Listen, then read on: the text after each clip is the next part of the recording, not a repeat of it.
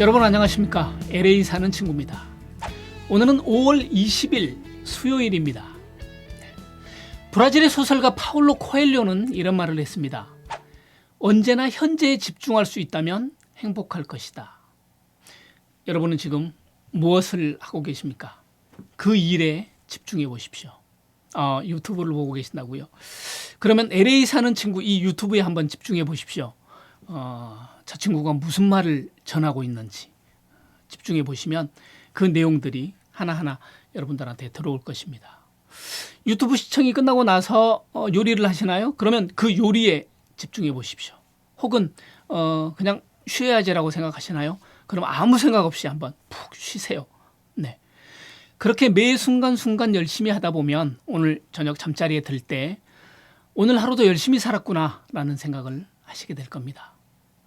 오늘 또 현재에 집중해서 행복한 나날을 만들어가는 여러분들 되시기를 바랍니다. 네. 5월 20일 수요일 오늘도 캘리포니아와 LA를 중심으로 코로나와 관련된 소식 그리고 유익한 정보들을 알아보도록 하겠습니다. 먼저 코로나 현황에 대해서 살펴보겠습니다. 코로나는 세계적으로 지금 확진자가 500만이 되었습니다. 500만 6천 명. 그리고 사망자는 32만 7천 명이고요. 미국은 확진자가 157만 9천 명, 사망자는 9만 4천 명. 어제 하루 사이에 2만 명의 확진자가 늘었고요. 사망자는 1,552명이 되었습니다.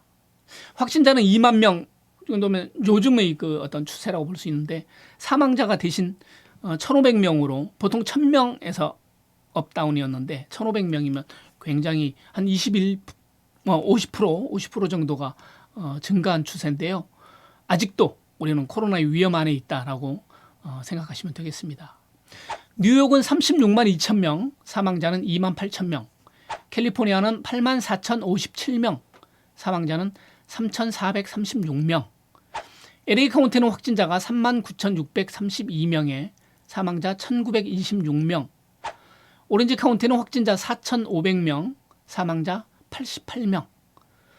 자, 뉴욕은 비교적 그 증가 추세가 어느 정도 일정하게 줄어들고 있는 반면 캘리포니아 여전히 들쭉날쭉 지금 하고 있고요.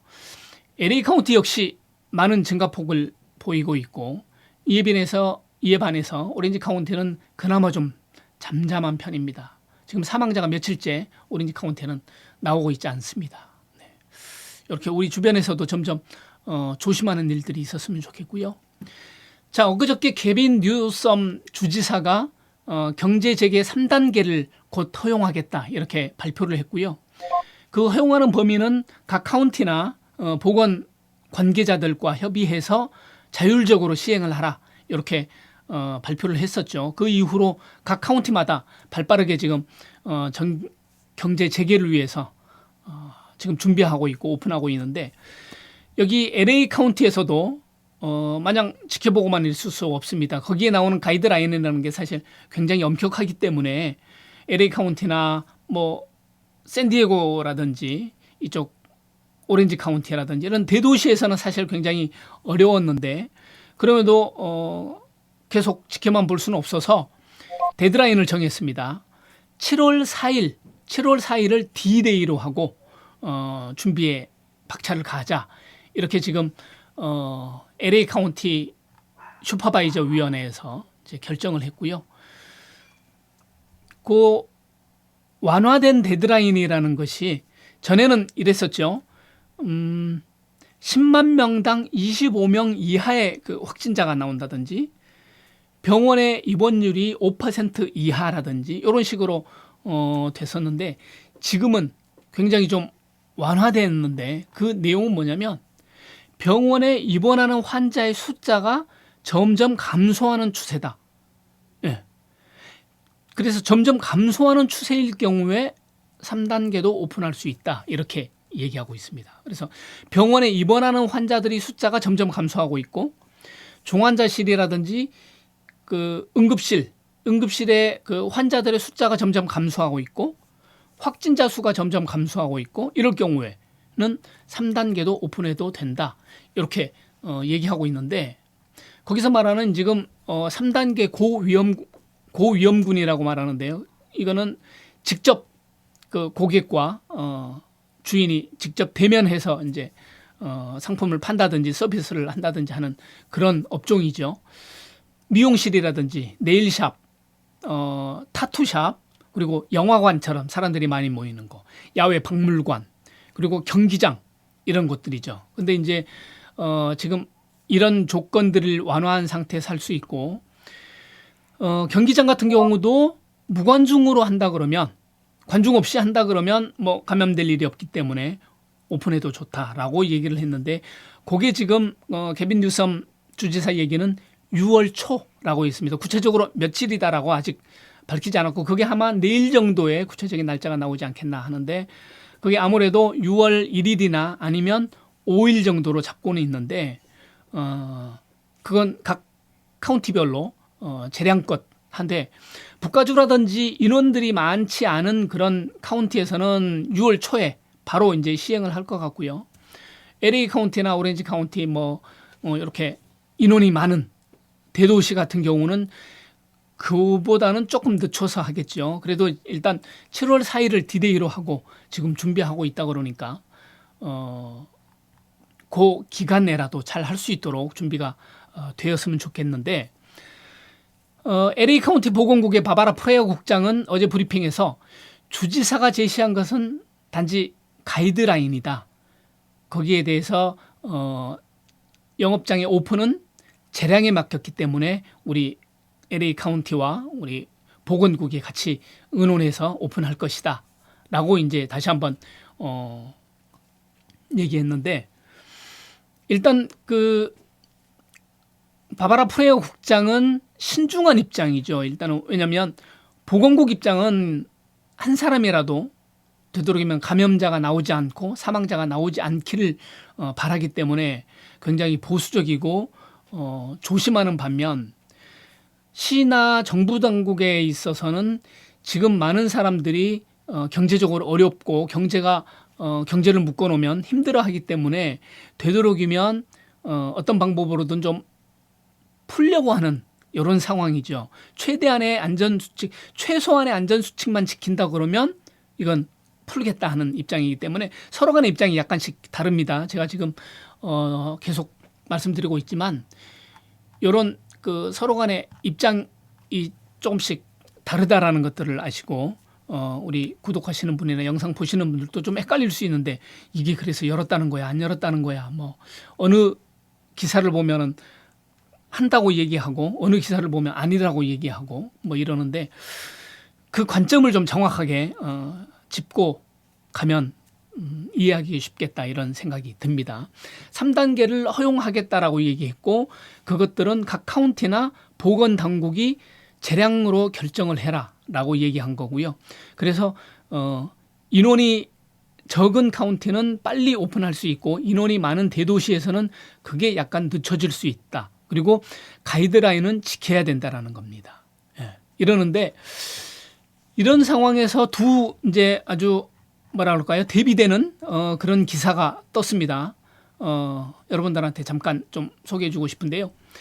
남가주 발렌시아에 있는 크레이지 오토스 거기하고 노르코에 있는 오리지널 팬케이크 하우스, 이 두 레스토랑에서 지난 주말에 오픈을 했습니다. 그래서 손님들을 받았는데요. 손님들이 말 그대로 이제 뭐 문전성시였다고 그러네요. 그래서 앉을 자리가 없을 만큼 꽉 찼고, 손님들도 335 그냥 친구들하고 마주 앉아서 사회적 거리 안 지키고 마스크 안 쓰고 그냥 예전처럼 그렇게 아주 편하고 자유롭게 사람들이 그냥 식사를 즐겼습니다. 거기 온 사람들도 오랜만에 친구들 만나서 자유롭게 얘기할 수 있었고 식사할 수 있었고 아주 행복하고 좋았다. 빨리 이런 날이 왔으면 좋겠다라고 얘기하고, 식당들도 종업원들이 가서 서빙 받고 물 갖다 주고 이런 식으로 예전하고 똑같이 뭐 행동을 했는데, 문제는 이게 LA 주정부라든지 시 당국의 행정명령을 위반한 것이죠. 위반한 것임에도 불구하고 그냥 무작정 오픈했는데, 그러다 보니까 LA 카운티 보건국에서 행정명령 위반으로 이 레스토랑에 티켓을 발부했고요. 영업정지를 시켰습니다. 영업정지를 시켰는데 제가 이제 말씀드리고 싶은 거는 뭐냐면 미국 사람들은 그렇게 별 생각 없이 그렇게 저지른다는 거죠. 자, 또 하나 기사는 뉴저지에 있는 한인들 반응을 한번 보죠. 뉴저지 팰리쉐이드 파크하고 포트리, 거기는 이제 소위 한인타운이라고 할 만큼 한인 업소들이 이제 밀집된 지역인데 거기에 2단계 영업장들 오픈해라. 이미 오픈이 됐죠. 오픈해라. 그래서 이제 오픈을 했는데 한국 업소들은 여전히 문을 안 열었다는 겁니다. 그 이유는 지금 코로나가 계속 있기 때문에, 전염이 되고 있기 때문에 그게 무서워서 안 여는 것도 있고, 또 하나는 코로나 때문에 사람들이 왕래도 안 하고 물건을 사려고 고객들이 안 오는데 지금 문 열어봤자 재미도 못 본다. 그래서 아예 문을 닫았다는 얘기죠. 이 두 건을 보면 어찌 보면 미국 사람들과 한국 사람들의 차이일 수 있을 것 같고요. 그러죠? 예를 들어서 우리가 마스크에서도 그런 예들을 보잖아요. 미국 사람들은 마스크를 잘 안 쓰고 반면 동양인들, 한국 사람들, 중국 사람들은 마스크를 철저하게 잘 쓰고 뭐 이런 측면으로 보자면 다르구나, 인식의 차이가 있구나라는 생각이 들고, 또 한편 보면 긍정적으로 보자면 얼마나 사람들이 그렇게 자가격리로 인해서 좀 답답한 생활을 했나. 그렇게 오픈해 놓으니까 그렇게 자유롭게 그런 시간들이 정말 자유롭고 좋았다라는 것을 이 사람들이 깨달은 그런 시간이었겠구나 하는, 이런 시간이 되어서 요 두 사건이, 두 기사가 아주 대비가 되는 뉴스였습니다. 자, 재밌다기보다도 뭔가 좀 의미 있는 그 연구 결과가 또 발표됐는데요. LA 카운티 주민 5%가 이미 코로나19에 감염된 적이 있다라는 연구 결과가 나왔습니다. LA 카운티 보건국하고 USC 대학 연구팀이 LA 카운티 안에 있는 856명의 그 사람들을 대상으로 무작위로 그 항체 검사를 했는데 이 중에 5% 정도의 주민들한테서 그 코로나 바이러스가 발견됐다는 겁니다. 그래서 이 얘기는 코로나 바이러스 항체가 이제 발견됐다는 건데요. 이 얘기는 뭐냐면 이 사람들이 과거에 코로나 바이러스를 접한 적이 있다라는 거예요. 그래서 항체가 생겼다라는 거죠. 네. 그러니까 이 얘기는 또 하나나, 지금 우리가 감염자 몇 %, 죽는 사람이 어차피 지금 그 통계가 정확하게 나오지만 감염률은 테스트를 통해서 나오는 건데, 만일에 무증상인 사람들에게도 검사를 한다 그러면 감염률은 이보다 더 많이 나타날 것이다. 이런 분석이 나왔습니다. 그러면서 지금 거리에 돌아다니는 사람들 중에 5%의 사람은 이미 항체를 가지고 있다. 이런데 보건 전문가들은 또 이렇게 얘기합니다. 집단 면역이 필요하다. 지금같이 백신이 개발되지 않은 상황에서는 집단 면역을 가질 필요가 있다라고 얘기를 하는데, 집단 면역이라는 것은 그 집단의 사람들이 60% 이상이 면역력을 가지게 되면 그 안에, 그 집단에 바이러스가 침투하더라도 힘을 발휘하지 못한다라는 어떤 그 과학적인 연구 결과인데요. 이 집단 면역이 약할 경우에는, 예를 들어서 면역력이 한 10%, 20% 이 정도 될 경우에는 바이러스가 침투했을 때 그 퍼지는 율이 많은 반면, 집단 감염률을 가지고 있으면 이 바이러스가 침투해도 소수의 사람들한테만 감염되고 면역력이 약한 사람일지라도 감염이 안 되고 그냥 넘어간다라는 거죠. 그래서 집단 감염하는 것도 한 방법이다 그러는데, 사실 60%의 사람이 면역력을 갖는다라는 것은 굉장히 어려운 일이고 많은 시간이 필요하다. 현실적으로 이게 가능하겠느냐, 이런 현실적인 얘기도 있고요. 지난번에 그 아주 미치광이 같은 그런 뉴스들이 있었죠. 집단 면역을 갖기 위해서 일부러 그 코로나 파티를 열었다라는 그런 뭐 기사들이 있었다라고 제가 한번 소개해드린 적이 있었죠. 이렇게 좀 웃지 못할 그런 일들이 좀 생기는 것 같습니다. 자, 또 코로나 사태로 인해서 역작용이 또 생기고 있다라는 기사가 있습니다. 예를 들자면 과속을 한다든지 일터 복귀를 안 한다든지 가짜 뉴스가 코로나 때문에 만들어진다든지 이런 일들인데요. 도로가 한산해지고 고속도로가 한산해지니까 사람들이 과속하는 일들이 많아진다는 거죠. 그래서 과속하는 일이 많아져서 경찰이 과속 단속에 나서서 예전보다 훨씬 많은 그 과속 단속이 있었다라는 그런 얘기고요. 또 하나는 요즘 지금 실업자들에게 실업급여를 주고 있잖아요. 실업급여를 정상적으로 주고 또 주정부에서 월 $600를 이렇게 추가로 지급하고 있는데 그 실업급여를 받고 있는 직원들이 실업급여 때문에 직장에 복귀를 안 한다는 겁니다. 왜냐하면 직장 복귀해서 월급 받는 거나 실업급여 가만히 집에서 쉬면서 실업급여 받는 거나 큰 차이 없기 때문에 아예 일 안 하고 집에서 안전하게 있으면서 실업급여를 받겠다. 뭐 이런 상황인데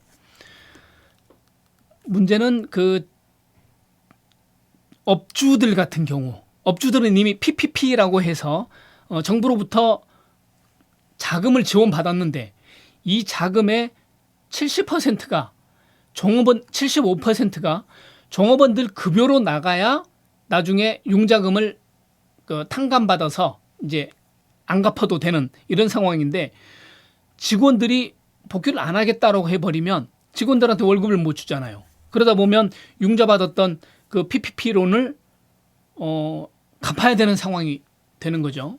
이런 상황이 되는 아주 곤란해지는 상황이 되고 또 한쪽은 직원들이 캐시로 달라 그러면 캐시로 주면 이게 이제 어떤 증거가 남지 않기 때문에 IRS 보고도 되지 않고 증거가 남지 않기 때문에 실업급여는 그대로 받을 수 있고 일하면서 급여도 챙길 수 있고 하는 이런 사람들도 또 있다고 그러고요. 또 어떤 경우는 경쟁하는 상대방 그 매장에 가짜 뉴스를 이제 퍼뜨린다는 거예요. 그 예를 들자면 그 매장 주인이 사장님이 감염이 됐는데 그걸 숨기고 매장 문을 열어서 문을 열었다. 이런 얘기들을 이제 가짜 뉴스로 퍼뜨린다든지 그렇게 되면 그 뉴스가 퍼져서 그 집은 사람들이 안 가게 되잖아요. 상대적으로 이제 다른 집을 가게 될 텐데 이런 가짜 뉴스가 퍼지고 있다, 생기고 있다라는 뉴스가 있는데 이 뉴스가 물론 뭐 다행이라고 그럴까요?